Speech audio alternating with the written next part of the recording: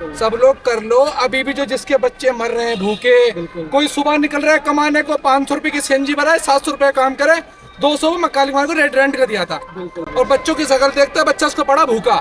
अभी भी सब, अब ये ड्राइवर जितने भी हैं एकता हो जाओ, मान जाओ। लास्ट में ऐसा आएगा अगर इस सरकार ने भी हाथ छोड़ दिया ना, जहर भी ना मिलेगा मरने के लिए। टैक्सी जिंदाबाद जिंदाबाद जिंदाबाद। और दिल्ली के अंदर इतना पैसा जा रहा है, उबर के अंदर बहुत पैसा कमा रही है उबर। हम ये चाहते हैं उबर को तो बिल्कुल ही यहाँ से भगा दो।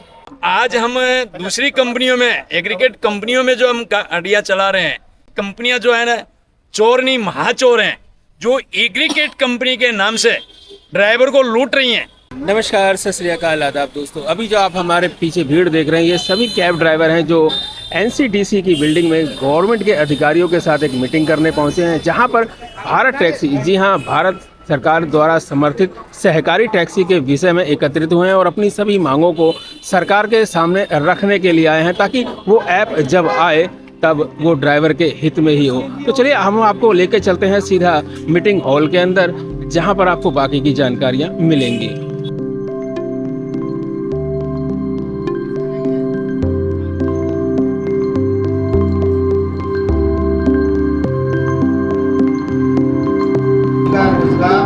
रोजगार के मालिक और बहुत सारी सरकारी सुविधाएं।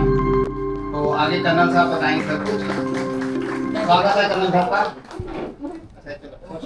आप सभी को नमस्कार। आप सबको मालूम है कि सहकारी टैक्सी कोऑपरेटिव लिमिटेड का निर्माण हो चुका है और 5 महीने में अमित शाह जी ने अनाउंस किया था पार्लियामेंट में कि ओला उबर के तर्ज पे सरकारी टैक्सी कोऑपरेटिव का निर्माण होगा। और इसका मुख्य उद्देश्य उन्होंने बताया कि 4 मुख्य उद्देश्य होंगे। पहला उद्देश्य होगा कि इस कोऑपरेटिव सोसाइटी का के थ्रू ड्राइवर को उनका उचित मेहनताना मिले। और दूसरा उद्देश्य होगा कि ड्राइवर इस संस्था के मालिक होंगे, ओनर होंगे। अब कैसे ओनर होंगे उसके बारे में भी मैं बताता हूँ। ड्राइवर, हर 5,000 ड्राइवर पे उनका एक प्रतिनिधि होगा, जो महासभा है, जनरल असेंबली, उसके सदस्य होंगे। और वो जनरल असेंबली वह सभा है जहाँ पे इस सहकारी टैक्सी कोऑपरेटिव लिमिटेड को चलाने के लिए पॉलिसी,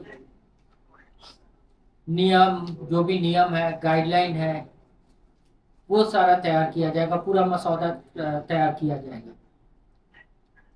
और उसके बाद जनरल असेंबली के में जो ड्राइवर मेंबर होंगे, उनसे 2 ड्राइवर बोर्ड ऑफ डायरेक्टर में होगा, जो कि पूरा कामकाज देखेगा। साथ ही साथ हर कमेटी में, जैसे ग्रीवांस कमेटी होगा जिसमें ड्राइवर के प्रॉब्लम के बारे में जाना जाएगा, क्या प्राइस रखना चाहिए, उसका कमेटी होगा। हर कमेटी में ड्राइवर मेंबर होंगे, हर कमेटी में, ताकि उनकी आवाज़ हर पटल पे, हर लेवल पे सुना जा सके। तीसरा उन्होंने, और ड्राइवर कैसे मेंबर बनेंगे? हर ड्राइवर 6 महीने काम करने के बाद 500 रुपया मेंबरशिप फी और 5 शेयर खरीद सकेंगे। वो 100 रुपये का हर शेयर। ये शेयर इसलिए लिया जा रहा है ताकि ड्राइवर को भी लगे कि वो इस संस्था के हिस्सा है, उनका भी इस पे हक है। और तीसरा उद्देश्य है कि ये संस्था जो भी मुनाफा कमाएगी वो वापस ड्राइवर के बीच में बांट दिया जाए। ये मुनाफा न सरकार के पास जाएगा, न किसी के पास जाएगा, वापस ड्राइवर के हित में या ड्राइवर में बांट दिया जाए। चौथा उद्देश्य है सामाजिक सुरक्षा। हमारे जो मंत्री जी हैं उनको मालूम है कि ड्राइवर 15-15 घंटे काम कर रहे हैं। उसके कारण वो बीमार पड़ रहे हैं। 15 घंटे काम करके भी अपना जो डेली का जीविका है, अपनी जीविका को नहीं संभाल पा रहे, तो इसीलिए उन्होंने सामाजिक सुरक्षा पे बल दिया। सामाजिक सुरक्षा में आपका हेल्थ, जो अच्छे बच्चे हैं, आपके बच्चे, उनका पढ़ाई लिखाई, या इमरजेंसी में अगर जरूरत पड़े तो लोन, और भी बहुत सारी सुख सुविधाएं जो सरकार के द्वारा भी चलाई जा रही है। जैसे आप लोग को एक उदाहरण देता हूँ कि हमारा एक ministry of housing and affair है, वो सिर्फ 4% पे गिग वर्कर्स को, और गिग वर्कर्स में ड्राइवर भाई लोग भी आते हैं, उनको सिर्फ 4 और 5%, 4% वुमेन और 5% मेल के लिए 5% पे 4 लाख तक का लोन देता है। तो 4% में आज के माहौल में तो कहीं नहीं मिल सकता। तो ऐसे ऐसे जो स्कीम है सरकार की, जिसके बारे में आप लोग को पता नहीं है, हम लोग सारे जोड़ रहे हैं ताकि हमारे ड्राइवर भाई लोगों का भला। लेकिन इसमें 3 चीज है जो हम ड्राइवर भाई लोगों को भी ध्यान रखना पड़ेगा।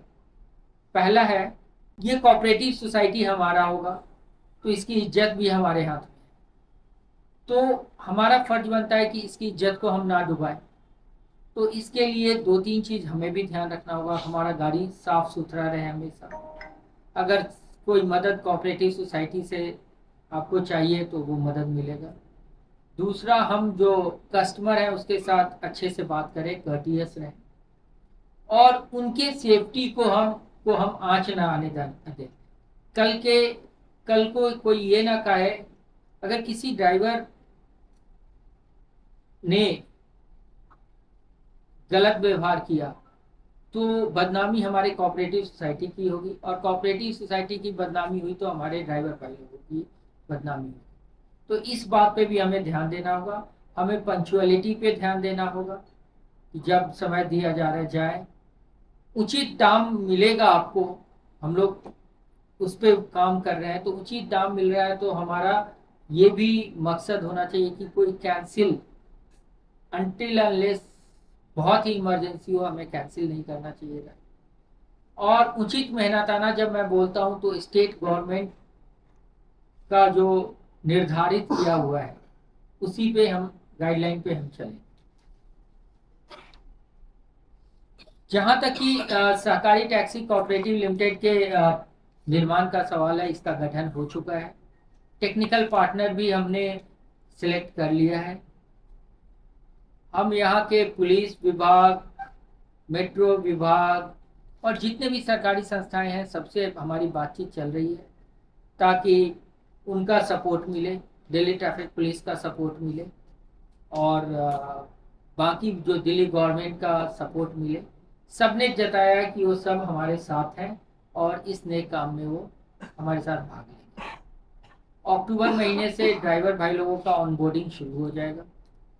नवंबर से हम लोग सॉफ्ट लॉन्च शुरू कर देंगे जिसमें हम हर जगह थोड़ा मिनिमम राइड पे चलाएंगे और दिसंबर में इसका फुल प्रूफ लॉन्च होगा। आप सबसे मेरा निवेदन है कि हम लोग मिल के काम करें, इसको मजबूत बनाएं सहकारी टैक्सी को। और आपके सपोर्ट के बिना मुझे मालूम है कि ये कोऑपरेटिव संस्था सफल नहीं हो पाएगी, लेकिन हमें सफल होना है तो इसके लिए आप लोग का सपोर्ट चाहिए। और हम लोग दिन प्रतिदिन इसमें हम अपना प्रयास कर रहे हैं और करते रहेंगे। और सुरक्षा सिर्फ कस्टमर की ही नहीं, हमें ड्राइवर के भी सुरक्षा का ध्यान हम रखेंगे। ड्राइवर के ही सिर्फ कस्टमर के प्रॉब्लम का नहीं, हम ड्राइवर के भी प्रॉब्लम का ध्यान रखेंगे। कॉल सेंटर कौन ऑपरेट करेगा, पहला सवाल था। कॉल सेंटर दोनों के लिए होगा, ड्राइवर और कस्टमर के लिए। और ये कॉल सेंटर सहकारी टैक्सी कोऑपरेटिव लिमिटेड ही ऑपरेट करेगी। सामाजिक सुरक्षा पर किस प्रकार का काम करेंगे मैंने आपको रूपरेखा बता दिया। हम सरकार के स्कीम को जोड़ेंगे। हम आपको जो भाई ड्राइवर भाई जिन्हें ड्राइविंग आती है वो हमसे जुड़ना चाहते हैं उनको हम सॉफ्ट लोन पे, मतलब बहुत ही सस्ते, जैसे मैंने 4% बताया, ऐसे लोन मुहैया करा के हम उनको जोड़ना चाहेंगे। आपके जो बच्चे हैं, आपको कोई पढ़ाना है, आपको उनको आगे बढ़ाना है, उस पर भी हम आपकी मदद करेंगे। इमरजेंसी कोई ज़रूरत पड़ी, आपको पैसे चाहिए मिनिमम इंटरेस्ट या नो इंटरेस्ट पे, वो ऑलमोस्ट नो इंटरेस्ट ही होगा या मिनिमम 1-2% हो, तो वो अभी आगे डिसाइड करेंगे, उस पर हम आपको लोन मुहैया कराएंगे। सामाजिक सुरक्षा के हर पहलू पे ध्यान दिया जाएगा। स्वास्थ्य, पढ़ाई लिखाई से लेके जो भी इमरजेंसी में मदद, जो भी इस दायरे में आता है, उस पे हम आप लोग को मदद करेंगे। रेंटल मतलब गाड़ी, ये मैं समझ गया हूँ। हम और आप गाड़ी चलाएंगे, यहाँ बहुत सारे रेंटल पे भी देते हैं संस्थान हैं। भारत टैक्सी के ड्राइवर को गिग वर्क मानते हुए इलेक्ट्रॉनिक कैब को चार्जिंग पॉइंट और ट्रेन गाड़ी एक्सीडेंट कुछ हो गया तो काम के घंटे निर्धारित होंगे या बस? और कोई सवाल? स्वास्थ्य संबंधी कोई योजना चलेगी गवर्नमेंट की? बड़ी बड़ी कंपनी ऐसे स्तर होती है जो ड्राइवर भाई ये ऐसे तो करना चाहिए जिससे हम हमारे ड्राइवर्स को। मेरे टैक्सी स्टैंड में 150 गाड़ी है एक्सेल अर्टिगा, क्या उसका किराया भी यही मिलेगा मेरे को? एक को मैं बता दूंगा। एक चीज और पूछनी थी, नाइट फेयर और दिन का किराया। ये जानना चाहता हूँ कि गुजरात के लिए नॉन्स जो होगी, तो गुजरात का जो गवर्नमेंट रेट है उसी हिसाब से चार्जेस अपने भारत टैक्सी में रहेगा या अलग होगा? इस ऐप के अंदर यह है कि बाइक टैक्सी भी चलेंगी। दिल्ली के अंदर येलो यानी कमर्शियल बाइक होती ही नहीं है, तो फिर दिल्ली में बाइक टैक्सी कैसे चलाएंगे?